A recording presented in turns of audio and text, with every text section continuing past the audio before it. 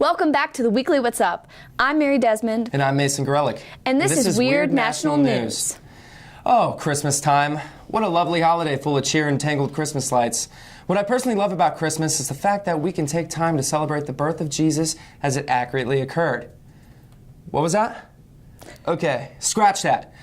Nativity scenes of Jesus are now being portrayed by millennials in a more relatable way. According to Huffington Post, artists created a nativity scene with Joseph and Mary taking selfies with baby Jesus, a shepherd checking his social media accounts, and the three wise men in Segways delivering gifts from Amazon.com.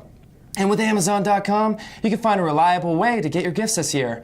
Now, aren't those wise men wise? That plug's on us, Amazon. Now, as a millennial, I understand that many of you get offended over everything. But when it comes to making the Jesus Nativity scene more 2017, it seems to me that no one has said anything about being offended. So good job. As artists become more inspired by demonstrating the nativity scene in their own way, more versions have arrived, such as rubber ducks, bacon, and even shotgun shells. Even I don't understand my generation, but boy am I proud of such creativity. This is the most ridiculous thing I have ever heard. Like, taking but like it's real. I guess it makes sense. Like, this is part of our history now. Like, this is who we are. Christmas is different for everyone. Just let them do their thing. Wow. Like, people are going to be looking at this in textbooks one day, and they're just going to be like, the selfie was a trend. Like, it's probably already in textbooks, like, already. We're making history. We're making history. According to the Huffington Post, a 9-year-old boy in North Carolina had an interesting encounter with Santa Claus. Anthony Mays of Rutherfordton went to a special event to meet Santa, and after enjoying all the various activities that the event had to offer, such as riding a carriage and ice skating, Mays finally had the opportunity to sit down with the big man himself. He listed off his Christmas wishes, which included an iPod Touch and a drone. But Santa answered his wishes with a hurtful comment on Mays' appearance. Santa said, quote, "Lay off the burgers and french fries," end quote.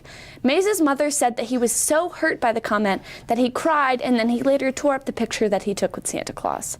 That is definitely not the right way to spread Christmas tree or Santa. You should definitely know better. Oh my gosh. Is that just mean? Yeah, that's very mean. Like, who's he talking to? I mean, he's big. Really, like, I read this and I was like, wait, isn't Santa supposed to be kind of chunky? Like, what are you doing fat-shaming little kids? Like, you literally have one job, and it's to say, ho, ho, ho, yes, sir, I'll get you that for Christmas. Like, don't fat-shame kids. I feel like there was a better way to word it. He could have been like, how about I give you a treadmill for Christmas? Not you're fat, you know what I mean? I'll get you a Fitbit. How about that? Yeah. So then he could track his progress. Right? Yeah, that'd be good. He'd, like, sync it up with his iPod Touch. It'd be perfect. I agree. Apparently, the Santa Claus ended up just getting laid off. They were like, you literally, like, can't call kids fat. Good. So, like, we won't be seeing you next week. Santa's real, but that Santa is not real. No. Nope. Get it together, Santa. A British bakery chain has joined the bandwagon in portraying the nativity of baby Jesus. In this case, baby Jesus was replaced with a sausage roll with a bite already taken out of it. Now, I don't blame them for taking the bite. In fact, I guarantee that if they started giving out sausage rolls at communion, I would see more people showing up to church. Quick fact, Jesus spelled backwards sounds like sausage. Interesting? I think so. Now, I know the whole ordeal on how bread represents Jesus' body, but it is what was inside the roll that caused conflict. According to New York Times, a woman observed that Jesus was Jewish and that the pork was not kosher. Daniel Webster, a spokesman for the Evangelical Alliance of Britain, concluded that Jesus being depicted as processed meat is a bad way to sell processed food. I wonder if there are any other successful companies that use religion to help sell processed food. Anyways, many believe this bakery chain took it to the next level.